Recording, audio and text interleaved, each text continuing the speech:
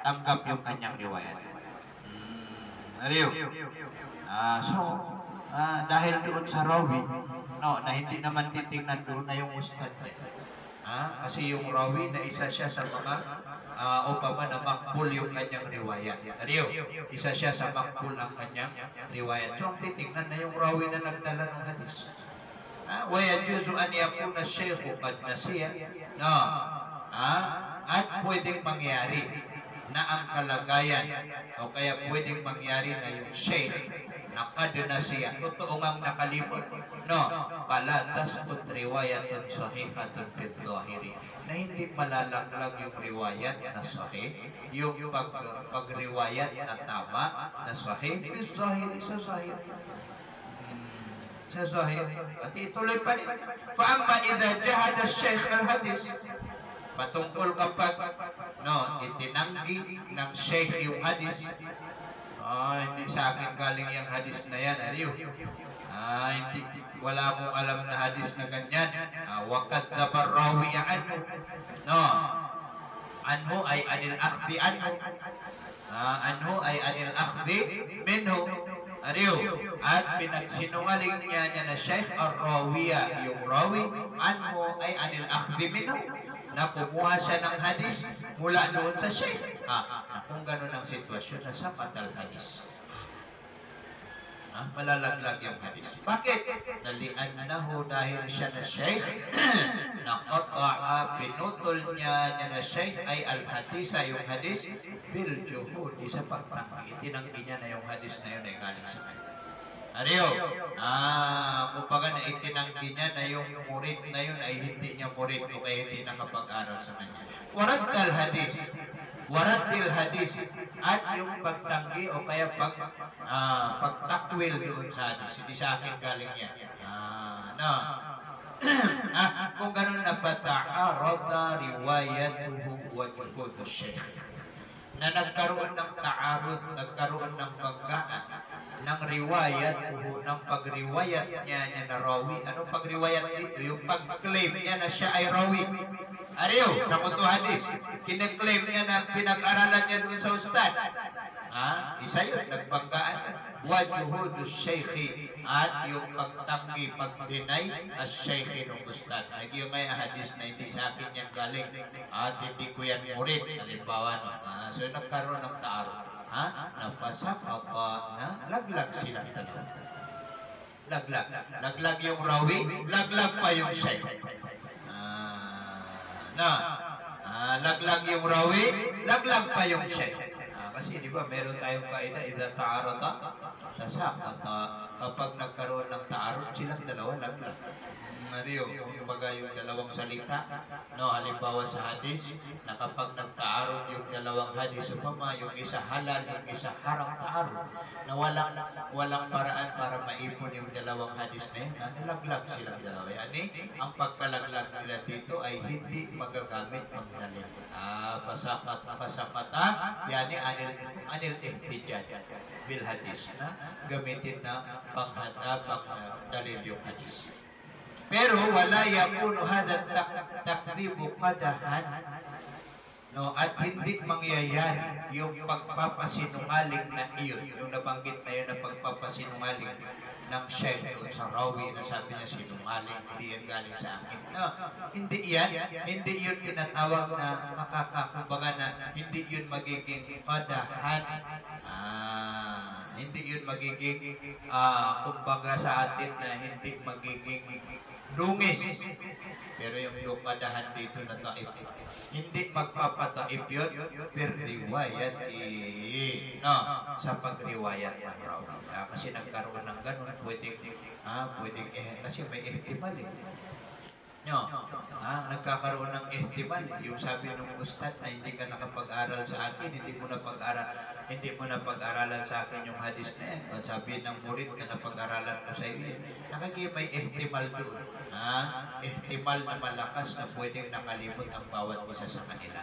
So, doon sa pagkalimot na yun, na hindi yun magiging malaking dungis na pwedeng sabihin na makakadungis doon sa pagriwayat ng rawi.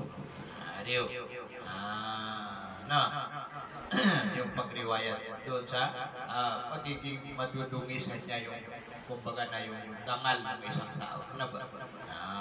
Kung ganitong uri ng pagpapasinungaling o kaya pag-deny na hindi ito yung tinatawag na makakadungis sa pagriwayat. Bakit hindi makakadungis? No, li'annahu, dahil yung rawi kama yukadibuhu as-shaykhu, no, tulad na siya ay pinagsisinungaling ng shaykh, na fahuwa aydan yukadibu shaykha, na ganun din siya na pinagsisinungaling din niya yung shaykh. Kasi paano niya hindi pagsisinungalingin yung shaykh? Yung sinasabi niya na totoo, napag-aralan mo sa iyo ito, sabi ng shaykh, hindi. So pare-parehas silang itinatanggi yung kumbaga na yung paninindigan ng bawat isa. So yun, sabi niya na hindi ito makakasira sa riwayat. Kasi sa istilah ng hadis, na meron yan mga tinatawag na at-ta'an, no, as-sibtu fil isnad, yung pagkalaglag sa sanad, at tapos meron din tinatawag na at-ta'anu fil riwaya. Merong ta'anu fil riwaya, yung merong comment sa pagriwaya. No, pwedeng yung ta'anu fil riwaya dahil siya ay muttaham bil kadhib. No, yung tao na yung narawi dahil siya ay muttaham bil kadhib. Ito kasi hindi naman ito pinaghinalaan na sinungaling. Bagamat pinagsisinungaling nila yung bawat isa. So, na muskila.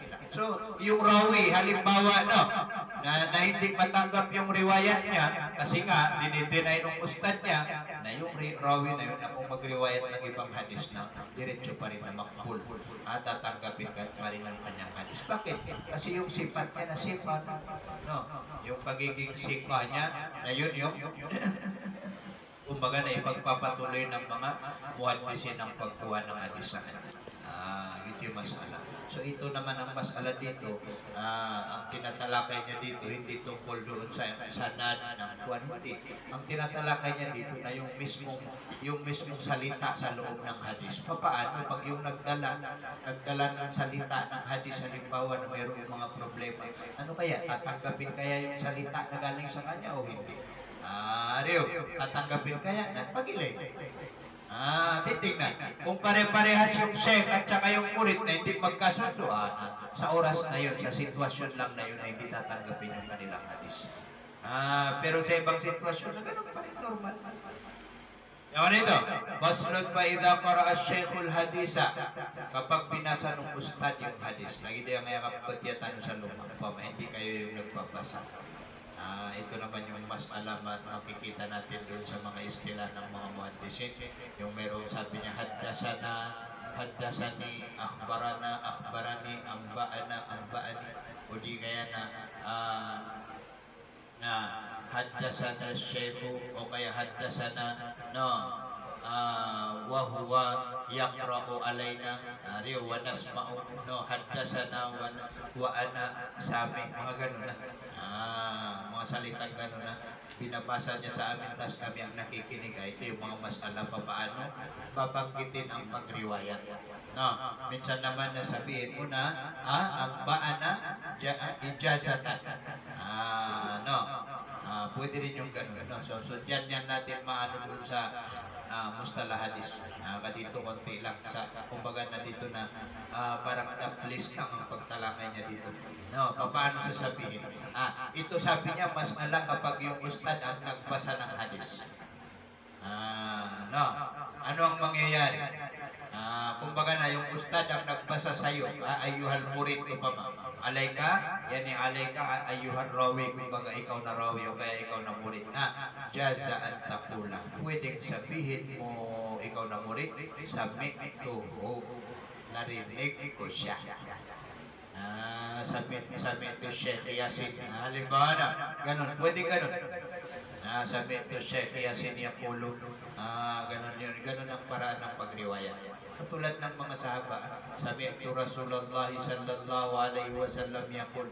No, nakay problema na hindi na i-check yung mga sahaba, walang mag-check sa kanila. Ikaw na rawi ng tabi'in o kaya tabi'in, ikaw ang i-check nila. Yung sahaba hindi nila i-check yan. No, aalamin lang nila kung sahaba ito o hindi. Pag napatunayan na sahaba, no check, hindi na kailangan pang i-check.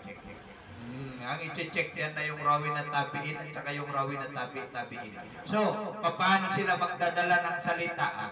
Sabi ito, sami'tu Zuhriya annahu qala annahu sami'a halimbawa ganun no, ganun yung sasabihin niya. Sabihin halimbawa ni Imam Malik rahmatullah alay, no, sami'tu az-Zuhri na annahu sami'a an-Nafi'i, alay dito ba? Basta yung lapat na sami'a. Tapos itong lapat na sami'a na sira jazmi. No, meron kasi sa hadis, dalawang sira sa hadis. Una, sira tamrid. No, pangalawa, siratul jazmi. Ibig sabihin ng siratul jazmi na lagi-lagi na sami'a. Sami'tu. Ra'aytu, nagina ni mga sira jazmi. Tungkol naman doon sa sira na tamrid, ano yung katulad ng ruwiya, binamadhulan, no, ruwiya, hukiya, dukira, nagina ni mga sira tamrid. Mga salitang tamrid, salitang parang may laman na may sakit. Kaya nga ikaw, kapag hindi mo tawag dito, kapag hindi mo sigurado yung hadis, na pwede mo pa rin banggitin yung hadis na yun bilang kukunan mo ng buwan. Pero sasabihin mo na na-equate. Nabanggit, apa makasiraptan. Yung mga ganyang salita na ginanisirat tamrid, salita na may taglay na kumbaga na may taglay na ilat, may taglay na kumbaga na may konting sakit to babawan na salitang may sakit. Hindi katulad pag sinabing sabit mo na kumbaga na salitang sigurado. Narinig ko, ayun, salitang sigurado yun. Pero pag sinabi mo na nabanggit, na ikwento, naging na ni Sira Tabri. Katulad nito na, ito lahat, ito na Sira Jazm. Kumbaga na salitang panigurado ba? So yun, kapag ikaw naririnig mo yung sheikh, siya yung nagbabasa, na pwedeng sabihin mo sa mi'tu. Sa mi'tu. O kaya wahaddasani. Lagi din ano ba, mahaddasani. Kaya pa na mahaddasani, wa akhbarani. Nakinwentuhan niya ako. Atipiyop-yop. Ariyo, kahit hindi sa mi'tu, pwedeng haddasani, pwedeng akhbarani. Pero talagang ang pinakasigurado na salita na yung sami'a. Narinig ko. Kasi hindi pa man na yun ang talagang pinakasigurado sa gagamitin ng salita. Kasi itong masalahat na salita at saka akbarani na mayroon pang khilaf din ang mga muhaddisin. Ilan sa mga muhaddisin sinasabi nila katulad ni Imam Muslim rahmatullah alay na kapag haddasani, yan ay eksklusibo lang kapag yung ustad ang nagbabasa at yung murid ang nakikinig. Hindi katulad ni Imam Bukhari rahmatullah alay na pwedeng kapag yung ustad ang nagbabasa tapos yung murid ang nakakarinig na pwede sa kanya yung haddasana at saka yung akbaran. Si Bukhari. Sa Muslim na hindi. So may hilak din ang mga ulama. Hindi katulad pag sinabi ng sabi ito na direct ka na. Kasi once sasabihin mo narinig ko, sino nagsasalita? Edi yung ustad, nakikinig ka lang. Yaman yun to. O di kaya ang sasabihin niya, wa qara'a alayya. Pwede rin yun. Mga siga jasmiya at binasa niya na shaykh alayya sa akin. Binasa niya sa akin. Binasa sa akin, no? Shaykh. Pagkatapos pag binasa niya sa akin. Binasa niya sa akin. Sawa umala irwihi anni, parehas kung sinabi niya na Sheikh, irwihi anni, magriwayat ka galing sa akin. Aulam yakul, o di kaya wala siyang sinabi. Doon sa mga salita na yun na sabi, haddasani akbarani qara'a alayya, pare-parehas yun sabi. Parehas kung yung ustad ay nagsabi na magriwayat ka sa akin, o kaya wala siyang sinabi na pwede nang magriwayat yan. Yung murid. Pwede nang magriwayat. So ganun ang sasabihin. Aulam yakul, wa in amla alayka, jaza. At kung nag-imla siya, tunay man nag-imla, kumbaga na nagsasalita yung ustad, pinapa-spelling ka nyo ba? Wa in amla, at kung nagpa-spelling siya na ustad, alay ka sa'yo, nadyaza, pwede. Pwede yung lahat na yun na salita. Sabi ito, haddasani, akhbarani, wa qara'a alayya. Jaza jami'u ma dhukira dzakarnahu. Pwede ang lahat ng bagay na binanggit natin. Saan? Yung sabi, haddatsani, akhbarani, at saka qara'a alayya. Yawan ito. Wa yajuzu an yaqula. No, at pwede ring sabihin niya na rawi. Amalla. Pina-spelling ng Sheikh alayya ako. No, lianna jami'a dhalika sidqun. Dahil yung mga ganyang salita lahat yan, no, na sidqun, katotohanan. Lahat ng katotohanan. Kasi mga siga jazmi lahat. Wa amma idha qara'ta alayhi. At patungkol kapag ikaw naman na murid ang nagbasa sa Sheikh. Nakikinig lang yung Sheikh. Pinapabasa ka ng Jalalay. Ariyo. Tapos kinokoreksyon ano ba? Hindi kasi may dalawa kasing pag-ano ng hadis. Yung unang-una, yung pag-aaral ng hadis ay pipikhil hadis sa pikhi ng hadis. Na yun ay hindi yun yung sakop ng mga muhaddisin. Naboto sakop ng mga muhaddisin. Yun ay sakop ng mga fuqaha. Ito naman tungkol sa mga muhaddisin na parehas kung naiintindihan mo yung pikhi ng hadis o kaya hindi mo pinaiintindihan yung pikhi ng hadis, kaya ikaw yung tagadala lang ng mensahe o pa ba? Na yun ang umum na riwayat ng mga muhaddisin. Paman na merong mga ganun. Eh, lagi yun ang paman naging mga hadis sa Quran. No, nag-aaral yung mga hafiz ng Quran, hindi naman nila naiintindihan yan. Ay, ito ang masala riwayat. Ayan ang masala riwayat. Nariyo, hindi masala istinbat.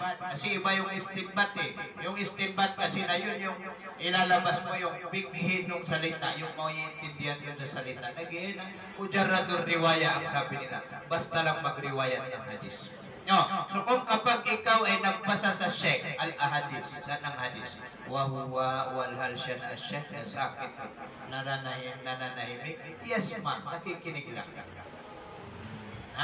Alam niya, Diyos, hindi pwede ang takula na sabihin mo ikaw na murid o kaya ikaw na rawi, sami tuho. Narinig ko. Hindi mo yan pwedeng sabihin yung sami tuho. Medyo stricto dito sa tawag dito sa usul, no? Hindi daw pwedeng sabihin na sami to, wala haddatsani, at hindi rin pwede yung akhbarani. Diyan talo na, diyan ko pa kayo. Hindi daw pwede yun. Dito? Ganito na sasabihin. Bagamat ang sasabihin mo, qara'tu ala shaykhi o kaya ala fulan as-shaykh. No, ganun ang sasabihin. No, nandiyan sa number 6. Yung number 6 na number, sabi niya, ay wa in naman takul, qara'tu ala fulanin in qara'a binafsihi. Kung siya mismo yung nagbasa, aw quri'a alayhi, o di kaya ang sasabihin niya, quri'a ala shaykh. Kung hindi siya yung nagbasa, wa ana asma'. Kasi merong ganun eh, yung isang klase. Ano daw? Yung isang murid ang nagbabasa. Ariyo. Na paano niya sasabihin? Ako, nagriwayat din ako kasi kasama ako dun sa nangadi. Pero hindi ako yung nagbasa. Ang sasabihin mo na quri'a ala shaykh wa ana asma'. Pero kung sasabihin mo na sami'tu haddatsani akhbarani, hindi pwedeng sabihin yun. Pero sa ibang mga muhaddisin na tinatanggap nila yung akhbarani. Akhbarani, tinatanggap nila yung akhbarani, pero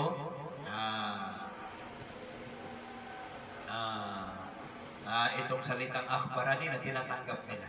Kaya makikita mo doon sa tawag dito mga sanad ng kutubusit na merong kadamihan kadalasan na akhbarani kasi ginamit nila yung umum parehas kung yung ustad ang nagbasa o kaya yung murid ang nagbasa na tinatanggap ng mga muhaddisin na itong salitang akhbarani. Malalaman din ninyo yan sa mustalah. Pero sa fikhi kasi ang kinukuha nila dito istinbat na ayaw nila. So dito na may khilaf ang mga muhaddisin at saka ng mga ulama ng usulul fiqh. Khilaf sila. Kasi sa mga muhaddisin, pinahihintulot nila yung kapag ang murid ang nagbasa, yung ustad nakikinig lang at tahimik, na pinahihintulot nila yung salitang akhbarani. Pero hindi nila pinahihintulot yung salitang sami'tu o kaya haddatsani. Pero yung akhbarani na piyakayin. Sinabi ng mga muhaddisin. Wa minan nasi man qala yajuzu dhalika. at ilan sa mga tao, yung mga tausin ng mga muhaddisin. Ariyo, mangkala yung sinabi nila na yajuzu dhalika, pwede yun. Wahada khata, at ito ay mali. Yung mga usul na, mga ulama ng usul na hindi ang tinitingnan nila na kwa, tinitingnan nila na yung mapong ng salita. Ariyo, mga ulamang usul na talagang ang pinapasok nila na yung mapong ng salita. So lahat ng gagawin, kasama ng PL o kaya kasama ng mga pananahimik, na lahat yan ay iniintindi ng mga ulamang usul. Hindi katulad ng mga ulama hadis na importante na mabitawan yung salita, naintindihan o hindi naintindihan. Okay sa kanila. Kaya nga sabi niya, wa minat nasi mangkal, yajuzu dhalika, pwede ang nabanggit. Wahada khota'un, at yan ay mali. Khilaf ng mga muhaddisin at mga fuqaha. Bakit? Li'annahu lam yujad shay'un min dhalika. Kaya hindi pwede yung ganon, yung samito, haddasani, akhbarani, ariyo. Kasi lam yujad shay'un min dhalika. Hindi matagpuan ang alinman min dhalika mula sa nabanggit na sama, at saka yung nabanggit na haddasani, at saka yung nabanggit na akhbarani. Kasi kung sabi mo sa mito na ikaw yung nakikinig, kapag sinabi mong haddasani, kinukwentuhan ka. Pag akhbarani, kinukwentuhan ka. Nasa lugar na nasaan doon. Ariyo, paano mo sasabihin na haddasani o kaya akhbarani? Hindi naman. Minsan kasi ang ginagawa ng mga muhaddisin, nagpakatana nila. Akhbarani wa ana asma'u. Ariyo, akhbarani wa ana asma'u. Minsan naman na akhbarani wa ana aqra'u. Ariyo. Minsan naman na sabi ng rawi, gigilapya katana yan. Akhbarani wa ana asma'u. Wa ahadun minna yaqra'u. Ganun yung sabi niya sa pagriwayat ng hadis. Iba-iba. So dahil saan, yung mga muhaddisin na pinaintulot nila yung akhbarani. Meron pang isa yung amba'ana. Yung masala amba'ana, ayun yung sinasabi na daga mga pangadi. Daga mga pangadi ko sheikh, pero binigyan kanya ng ijazah. Binigyan kanya ng paintulot. Sige ha. Ikaw pala yung anak ni Mr. Po. Ariyo, para tumabaw. Sabi nung sheikh, alam mo bang kami ni Mr. Po ay magkaibigan ng maayos? Ariyo. So ngayon sabi niya, para lumaganap yung ilmo, na ito yung libro ko, na nandyan, sabi niya, nakasulat yung mga masmuati, yan yung mga pinag-aralan ko. Kaya sige, paintulutan kitang mag-reward kasi narinig ko naman na ikaw top-notcher pa sa ariyo. Sa class, doon sa Alif 5, yun sa UP na ikaw yung pinakamadalas, ibarat ko pa mo. Ikaw lang yung gising, yung iba na tulog. Ariya, sino? Ayun, sabi niya gano'n. Sige, pwede na yun. Yun yung masala ang paana. Pero ang paana, na ijazatan. Merong gano'n.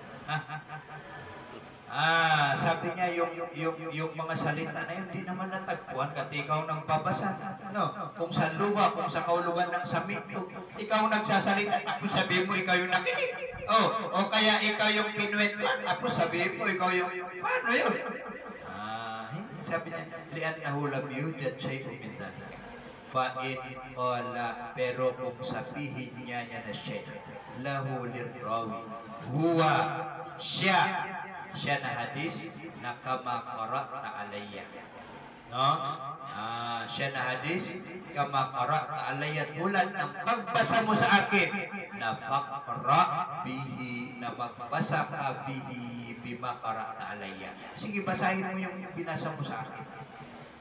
Basahin mo yan, pwede mo ipang-riwayat. Najaza an yaqula akhbarani. Pwede na, sabi ni Musannif, na magsabi siya na murid, akhbarani.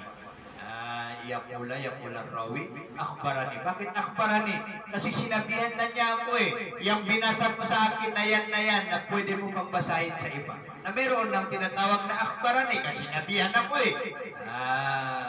kung ganun sabi ni Musannif, pwede yung ganun. Pero wala yakulu haddasani. Pero hindi pa rin niya pwedeng sabihin haddasani. Katulad ni Imam Muslim. Ariyo, pag yung murid ang nagbabasa, Oh, yung murid ang nagbabasa, tapos yung ustad ang nakikinig. No, kay ibang Muslim na hindi pwedeng sabihin haddasan nila. Parang parehas sila at saka itong mga pukaha, yung paninindigan ng ibang Muslim. Pero kay ibang pukaha rin, as well as yung murid ay nag-aaral doon sa ustad, parehas kung nagbabasa yung murid o kaya nakikinig yung murid, no, pwedeng gamitin ang salitang haddasana at saka yung halin salitang akbaran. Bakit? Li'annal ikhbar, dahil yung pag-ikhbar, yung pagbabalita na yusta'malu, ginagamit siya na al-ikhbar fi kulli, sa bawat salita, maya ikalam, yatadammanu, na taglay niya na al-i'lama, ang pagpapaalam. No, ang pagpapaalam. Kasi yung akbaran na pinapaalaman ka, kumbaga na pinapaalalahanan ka, sinasabihan ka. Ayun, yung salitang akhbara. Samantala, wal hadisu, samantala yung hadis, yan yung haddasana. Yung hadisan, yung hadis, yan yung salitang haddasana, na la yusta'malu, hindi ginagamit siya na al-hadis illa bima sami'ahu, maliban sa totoong narinig lang niya, yani musyafahatan, yani mutalakyan, musyafahatan na maut to maut. Maut to maut na labanan, lips to lips. May awan na sa lakaw, kaya sabutan nyo lagi nga musyafaha. Ibig sabihin ng musyafaha na yung shaykh at saka yung ustad na magkaharap sila, na nag-uusap sila through mouth to mouth. Nariyo, mouth to mouth. Naiman to mga dik, kung pa kayo mga dik, may akap pa nga di sa online. Pwede kaya yung pag-aaral ng online. Halimbawa, nagtuturo yung sheikh sa India, nasisita, nagbukas siya ng online. Nariyo, ginandak, bago man na napag-ibta. Kasi masala na hadis eh. Masala na bago, noong unang panahon walang ganyan eh. Kasi noong unang panahon napagkikita kayo. Nariyo. Kung ipapatuwa natin na hindi pwede. Bakit? Kasi yung sheikh, natitingnan din niya yung murid niya. Pagilay niya yung murid niya. Hindi agad-agad nabibigyan niya ng hadis na hindi niya makilala man lang yung murid niya. Pero meron namang mga sheikh na maluwag. May laman sa kumukuha kami kimulan na Elias doon sa India ng sanad ng eto sahaba. Assalamualaikum, kaipahalukum, masyaAllah, tapadalo. Tapos sasabihin niya na, mada maksudukum lil manji ilayna. Ganun yung salita. Hindi magarap. Tapos yun, katahimik lang kami. Mashallah, jitna di ziyaratikum ya Sheikh. Dumating kami para bisita sa inyo. Walau yajuzu an na'khudha minkumul ijazah fadlan min hayatis sahaba wa masmu'atikum. Ano yung salita? Siyempre alabas. Tapos kinuha niya yung papel. Tapos meron siyang taga-sulat. Sige, sulat na siya. Pira ka na. Tapos lagyan niya ng lapit. Tapos na, meron silang mga kapirasyong papel. Mga sanad.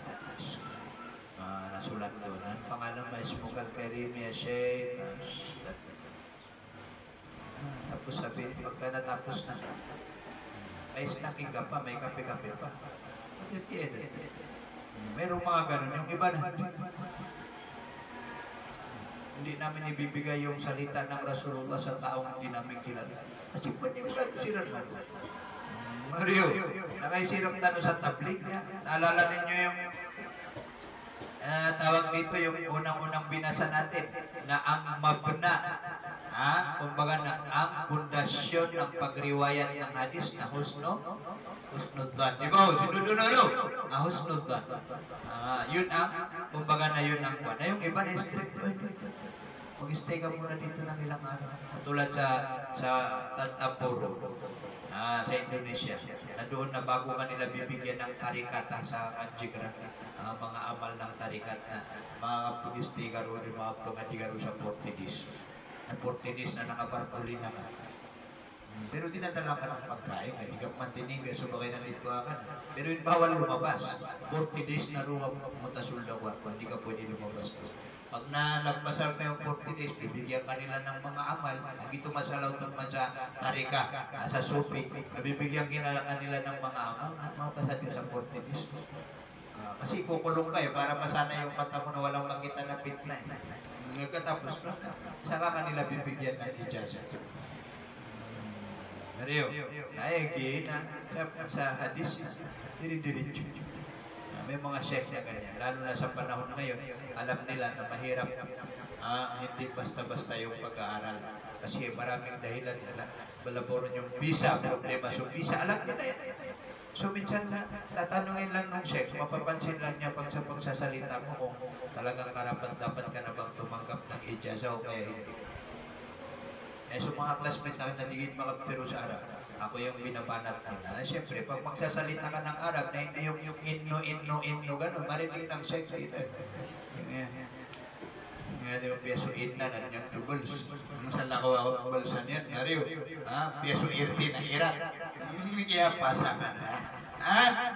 Ngariyo, paano ito kukuha? Pag gano'n ang mangyayari, pag magpalaki kayo sa mga sheikh, kukuha kayo ng salat, natatanungin ka niya, doon pa lang sa salita ko na, pagits kayo rin, may kaswa ka gusto daw ang mga aswa. Ngariyo, ang mga sheikh, may mga pasa-pasa. 2-3 salita ko lang, nag-gets na nila kung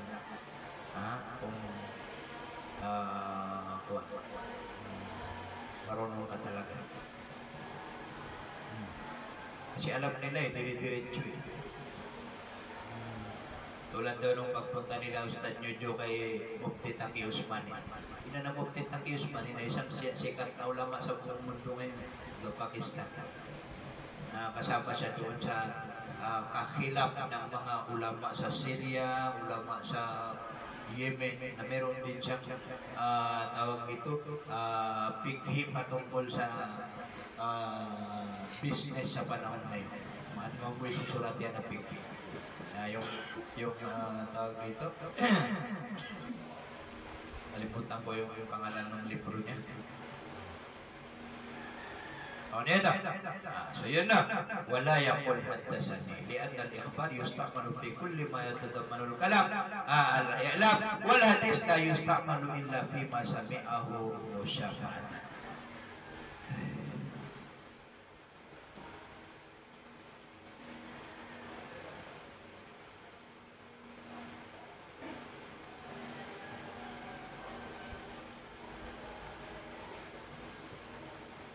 Wallah.